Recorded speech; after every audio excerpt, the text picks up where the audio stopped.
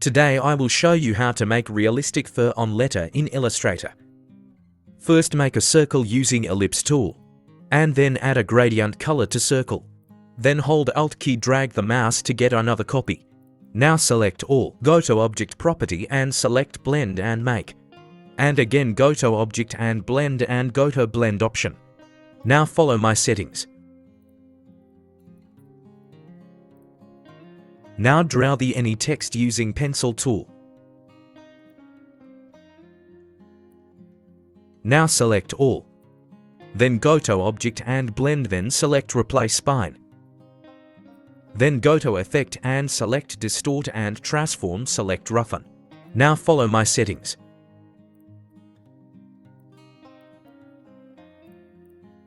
Now you can change any colors simply. Thank you for watching. Comment your idea and like me. See you next video.